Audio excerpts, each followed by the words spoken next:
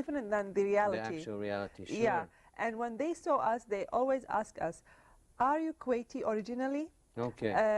Are you been raised outside of Kuwait? Okay. Are you been from a Kuwaiti mother and father? Okay. So it was weird for them to see Kuwaiti champions who represent Kuwait and who do fencing and who win a Shoka award and a lot of things.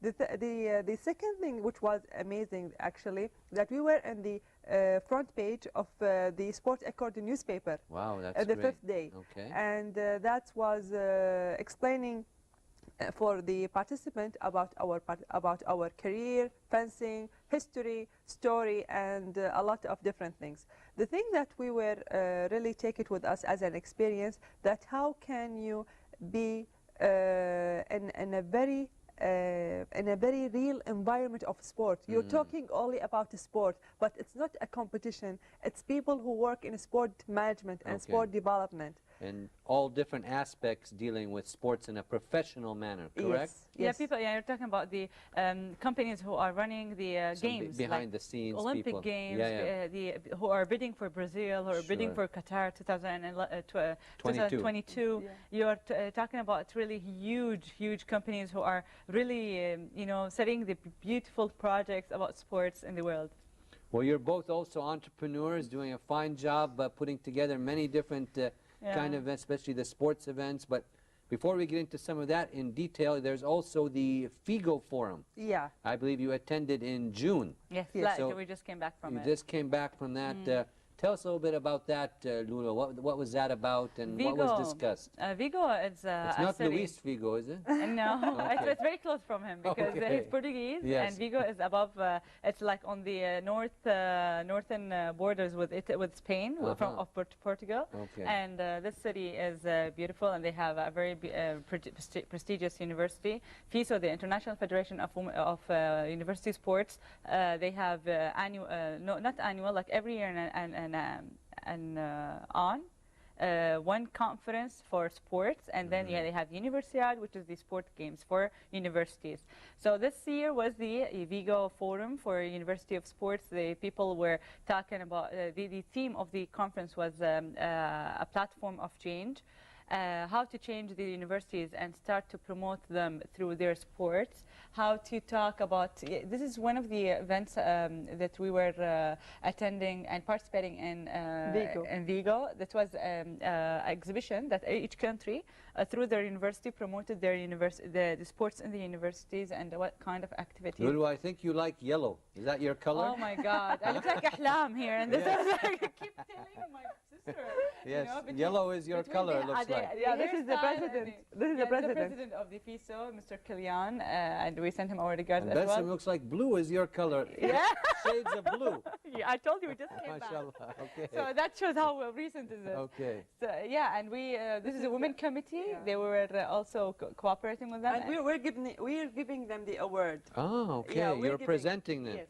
So Very nice. That's a nice recognition also. That's because we wanted to make sure that everybody is having Kuwait present in their minds and in their offices and in their committees. It's very important. This is a China promotion for the next Universiad. Okay. And our participation was very different this time because it's the third time we participate in Forum. But the unique thing about it that I studied in Spain. Kuwaiti TV came to cover our.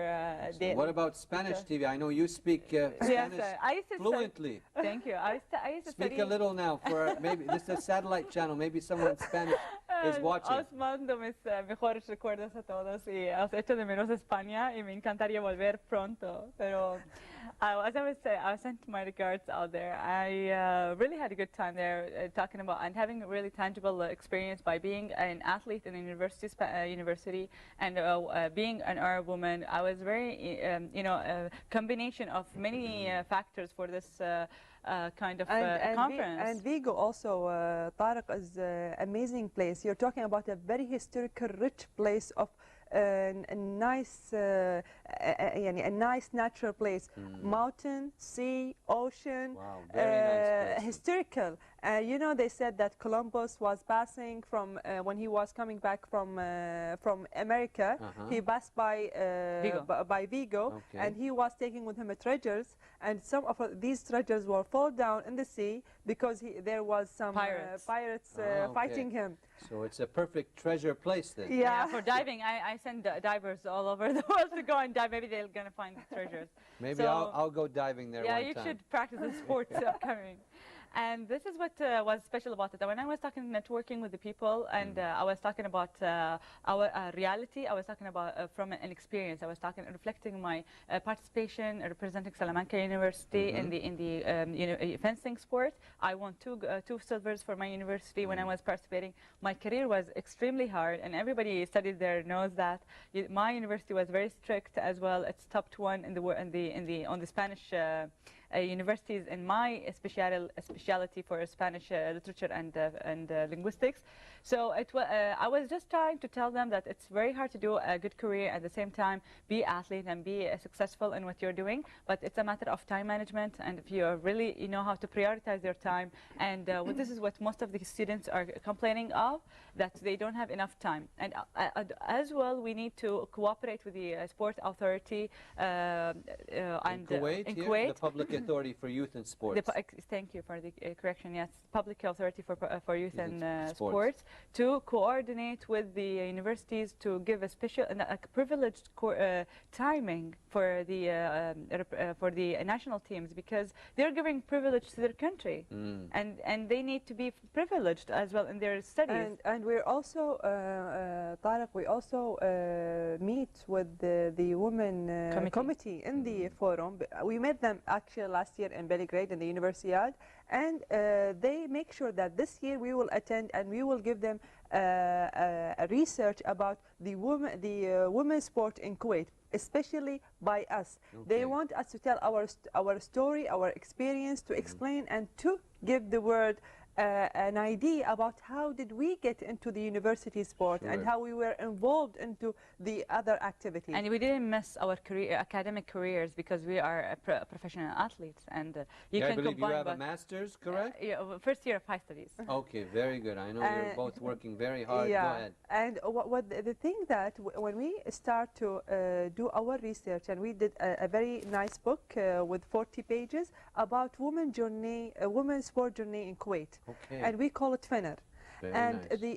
the story was very interesting for us because, as you know, Tariq, I study in the physical education field, and it was really hard for me to find a historical points or resources about the women history in Kuwait. Yeah, there's no real reference or anything. No, there is, but you have to take it from a person, not from a document. Right. So. And my mother helps us a lot because my mother, she's an athlete a long time ago.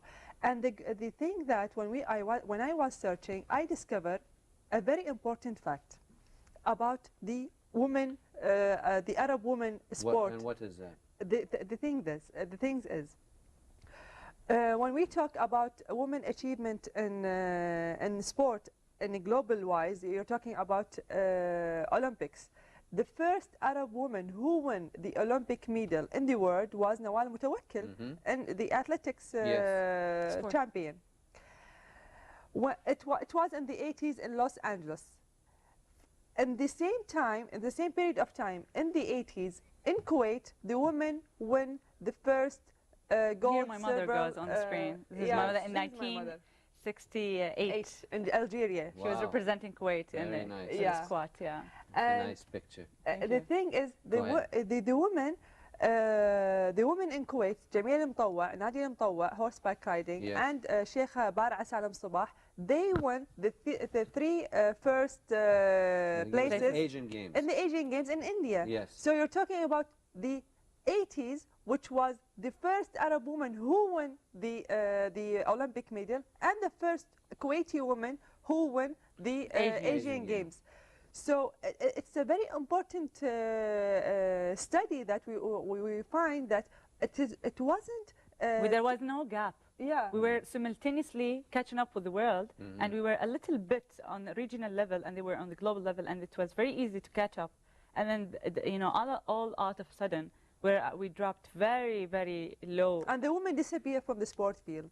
She just disappeared. You don't know what's the real reason. It's not about tradition. It's not about Islam. You don't know what's the real reason. Today we've been in you came from a swimming competition. A swimming competition for the Ministry of Education swimming pools. And for girls, obviously. And you can't imagine, Tariq, the number of the girls who were swimming and participating. And we've been shocked because we couldn't find them for 2 years. We've been searching, and we were planning to do a swimming competition for girls, and we couldn't find. And now we find. So I think the problem is maybe a lack of coordination between different sports authorities. Yeah, this is one.